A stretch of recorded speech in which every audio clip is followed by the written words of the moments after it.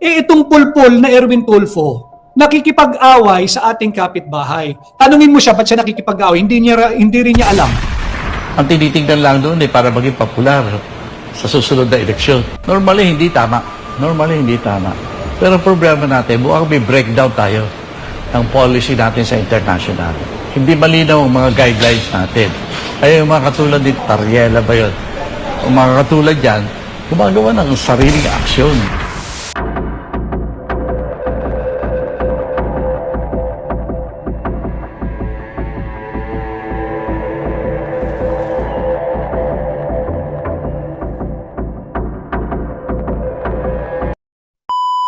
Ito nga ho yung larawan, bumisita sa China.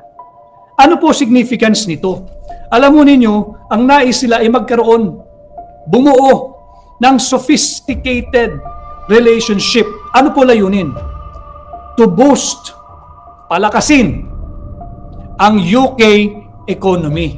Mas mayaman po sa atin ang UK. Mas mayaman, di hamak. Pero they want to build a sophisticated relationship with Beijing to boost UK economy. Gaano po kalayo ang UK sa China? Gaano kalayo? Malayo po yun. Pero gusto nilang kaibiganin ang bansang China. Di ba? Tayo, kapitbahay natin, nakikialam yung mga pasikat na politiko. Gamitin ko, nung kaibigan ko naman ito, pero baka pagtapos ang live na to, hindi na niya ako kaibiganin. Ginagamit niya sa programa yan nung araw sa radyo, yung salitang pulpul. Itong pulpul na Erwin Tulfo, nakikipag-away sa ating kapitbahay. Tanungin mo siya, ba't siya nakikipag-away? Hindi rin niya alam. Basta gusto lang niya makipag-away at the expense of the Filipino people. Senator Erwin, hindi ba pulpul ang tawag doon? Bahiramin ko lang yung mga salitang ginagamit mo nung ikay nasa panig pa ng Pilipino. Nung nagsenador ka, tinalikuran mo ang Pilipino. Ito si Kiko Pangilinan. Ito si Risa Ontiveros. Huwag kayong magrereklamo, sweldado kayo ng mamamayang Pilipino. Pinagtatanggol ko ang mga overseas Filipino workers at ang kanilang pamilya. Linalagay nyo sa peligro. Delikado itong mga ito. Ang inyong kapakanan. Ang inyong kapakanan. Ni Kiko Pangilinan, ni Erwin Tulfo, apakatapang ng bibig, hindi iniisip ang mga Pilipino. Yang Risa Ontiveros, yang Tariela ng Coast Guard. Pag itong mga ito at hindi naging responsable at hindi tumigil itong si Erwin Tulfo, si Kiko Pangilinan, si Risa Ontiveros at si Tariela ng Coast Guard, mga sildado po natin ito meron po kayong karapatan, meron po tayong karapatang pumuna sa mga ito dahil sweldado po natin sila. Pag itong mga ito hindi tumigil sa kanilang pagkakaroon ng pagpapasikat, pag tayo po ay pinatulan ng bansang China, tutukod po ang ating ekonomiya. Sa anong trabaho nag-iintay? Dito sa daan-daang libong Pilipino na nagtatrabaho sa teritoryo ng China. Sumasahod po ito somewhere between 37 to 38,000 pesos at least a month. Wala pong nagtaantay na trabahong ganyan sa kanila dito sa Pilipinas. Nakakatiyak po ako dyan. Bakit? Kung meron pong ganyang trabaho para sa kanila na ganyan din ang sahod, sa tingin ba nitong Kiko Pangilinan, Erwin Tulfo, Risa Ontiveros, at Coast Guard Tariela, magpapakalayo-layo ito sa kanilang pamilya? Iiwanan ang kanilang mga mahal sa buhay? Pagsasapalaran yung kinabukasan ng kanilang mga anak? Hindi nila magagabayan? Maraming okasyong hindi mapuntahan?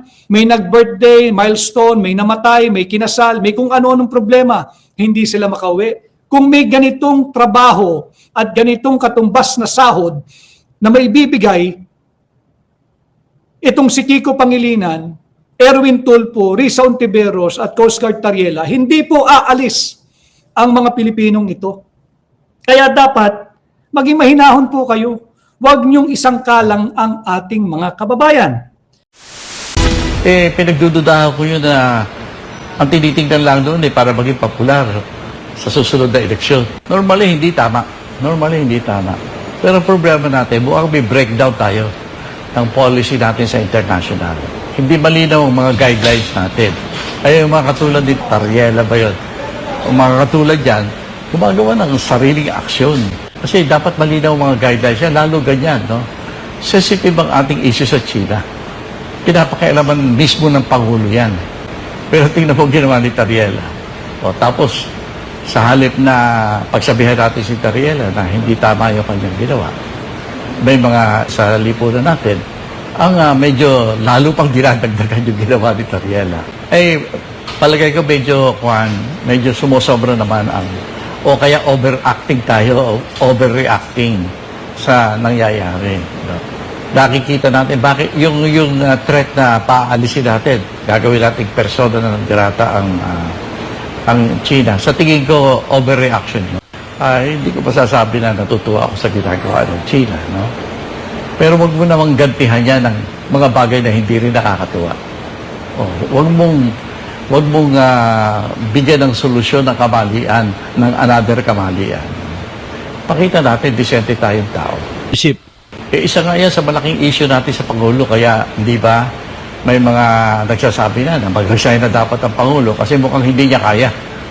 Yan isang indikasyon na hindi niya kaya. Ang ginagawa ni Tariela, ang ibig sabihin lang niya, may breakdown ng leadership ng bansa. Kaya walang control. Hindi natin masasabi na hindi kontrolado. Wala naman nagkukontrol eh. Yan ang problema natin. Ang masama, sa nangyayari, para bang ang reaksyon hindi nang gagaling sa dapat na nagdidesisyon bilang representante ng bansa natin. Baka luluba ang problema natin sa China na hindi natin pinagdesisyonan bilang isang bansa. Ang dapat natin tingnan sa pangyayari na yan, yung mga sinasabi ng mga eksperto. Yung mga eksperto, sinasabi lang, hinay-hinay lang.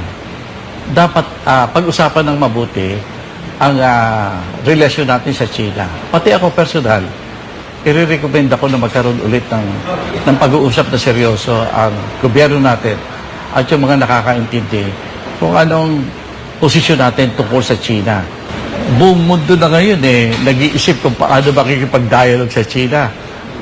Tapos tayo, hindi pa tayo nakikipag-dialogue ng maayos, sisirain na natin.